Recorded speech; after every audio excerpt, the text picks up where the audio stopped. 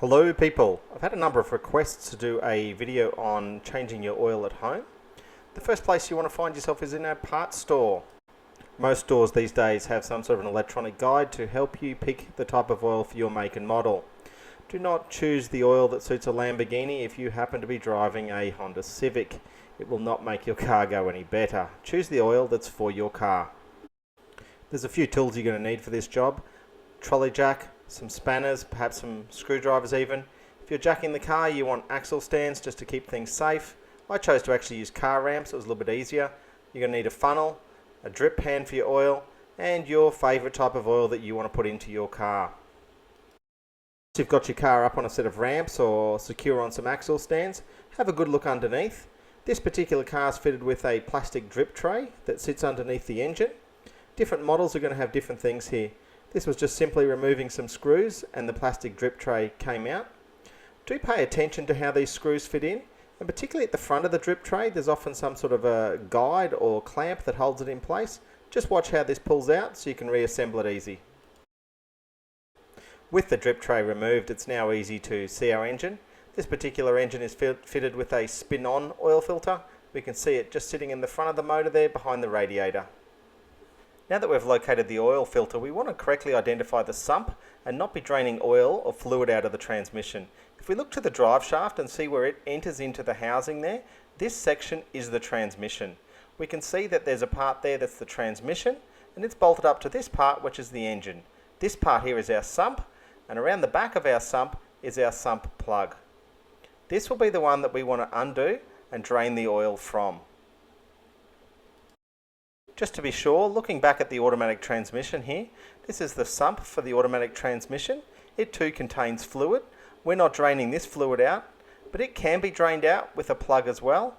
Do not confuse these two. Once you've correctly identified the sump and the sump drain plug, find the appropriate spanner and begin to loosen it. Typically they're quite a long threaded bolt and they take a little bit of work to get them off. As you're getting a little bit closer towards the end, you'll be able to use your fingers. You want to have your catch pan ready underneath the car, because once this bolt comes out, the oil will start coming out with it. Now this engine had been running for a few minutes, so the oil was warm, but it wasn't that hot. Be aware, if your engine is up to operating temperature, this oil is going to be very hot and can easily burn you. Allow a few minutes for this to drain out. Won't take very long at all. I let it sit for maybe a good 5 minutes just to get the last of it out. Good time also to have a look at the sump plug. Just make sure what condition it's in. Make sure those threads are still good and haven't been stripped at all. Now it's a matter of putting the sump plug back in. There's always going to be a little bit of oil still in there. I'm not worried about that. And tighten that sump plug back up. If you're not sure how tight it needs to go, just check out the specifications and use your torque wrench. They're not something that you want to over tighten because it's quite difficult to re-tap that thread inside the sump. And always remember, once you're working under the car and you've drained some oil like that, you want to get a cloth or a rag and just tidy it up. There's a little bit of a drip still there. We want that all clean before we start filling it up with new oil. As I mentioned before, my particular car has a spin-on oil filter. Looks like one of these. When you buy them, they've got a little bit of plastic over there to keep the dirt out. The other type of filter you might come across is a cartridge type filter, and it has an O-ring with it.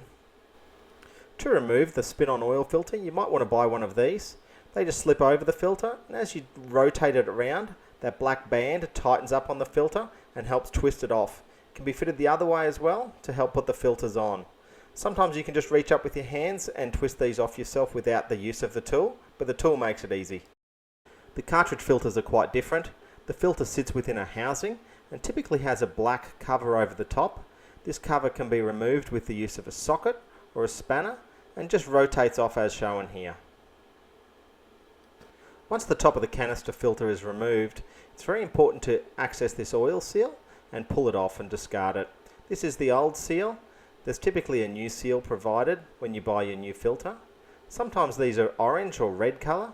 This particular one was black and it's a little bit harder to notice. Doesn't matter, still does a good job at sealing.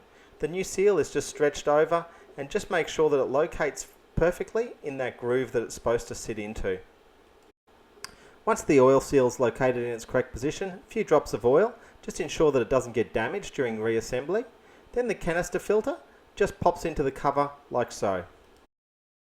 With the filter firmly inside the cover, it's now a matter of just screwing it back into the housing, and just note that the torque that this needs to be done up to is usually printed on the cover. Now my particular vehicle is fitted with a spin-on filter, so I want to remove that one. It's important to put the drip pan down, because as you remove this filter, oil will come out. Now I was trying to remove it here just with my hands. I was hoping not to be able to use my tool, but it was on too tight. Using the tool is a simple process.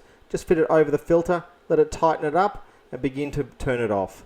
The first few turns can be done with the tool, and then typically the rest can be done by hand. As this begins to unscrew, you begin to see the oil starting to run out. Typically it does run out all over pipes, down the sump. If you're lucky, it might even run down your arm and into your armpit. As you continue to wind, the filter will come away. One of the very important things here to note is there's a black seal that's on the filter. We want to make sure that that's come away and is not still sitting on the housing. Looking up here, we can see the housing still has a little bit of oil dripping out of it. I'm just trying to wipe it up here a little bit, just make sure it's a little bit cleaner and a bit easier to work with. Now in the same way we put a little bit of oil on the seal of the canister filter, I like to put a little bit of oil on the seal of these ones as well. It just makes sure that when I'm tightening it up, that rubber seal doesn't bind up and get damaged in any way. Just a thin layer of oil here will just help it spin on a little bit easier. Reinstalling the filter is quite a simple process. Just line it up with the housing, begin to spin it on. They spin on quite simply. Once that rubber seal begins to make contact with the housing, you want to probably go a good third of a turn. Make sure that it's nice and secure. You can use your tool here just to tighten it up should you not be able to. Typically you've got some oily hands, so put a rag on there, clean it up and get it nice and firm.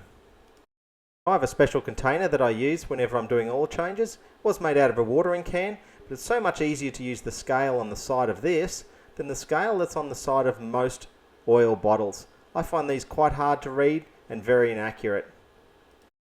Getting ready to pour the oil into the engine, just a matter now of taking the oil cap off. I still like to use a funnel because I don't want to make a mess. This particular funnel's one of my favourite ones. It's a 710 brand. Now this particular engine uses 4.5 litres of oil during a engine change. Now I had 4.5 litres measured out before in my measuring container, so now it's just a simple matter of using the funnel and filling up the engine. Filling it up from a measuring can like this gives me the confidence that it's going to be full or close to full when I go to start up the engine. It is also an easy way to avoid spillage. With the oil all filled up, it's just a matter now of taking away the funnel and putting the oil cap back on. Now it's not yet job done, but we are getting pretty close. Now it's time to start up the engine. Obviously we're looking for any warning lights or oil lights that may be present, but the other thing we want to do is get underneath the engine, particularly when it's still running, looking for any potential oil leaks, particularly around the filter and that filter seal that we put on and the sump plug. Once I was satisfied that there was no leaks, I just did an oil check using the dipstick. Now this still was up on ramps on you, it was on a little bit of an angle, but to me that seemed pretty accurate and I was happy with the 4.5 litres that we put in that have brought it up to the full mark. Once you're happy with the oil change and that there's no leaks, it's time to reinstall the drip tray. Remember, as I said before, make note of how these fit together at the front. Sometimes they can fit in an unusual way. The rest of the process is just tightening up the screws or the bolts that just hold the plastics in place. Often people neglect to put these back on. I think it's an important part of the car. The manufacturer designed to have it there, so I always make sure that they're reinstalled correctly. Once this is done, it's time to get the car off the car ramps, take it for a drive, and enjoy the success of your work. Now as always, I like to give you a little bit of extra footage. This is my first attempt at putting the sump bolt back in. It's a little bit wobbly, wasn't quite sure, and yep, believe it or not, it dropped and fell right into the oil container. Well, that's a bit of fun there, digging around in the oil, finding that sump bolt. I'm sure it's happened to plenty of us before. Thanks for watching. Remember to hit that thumbs up button if you like the video. Leave any comments or questions below. Also remember to subscribe. Check me out on Facebook and Instagram.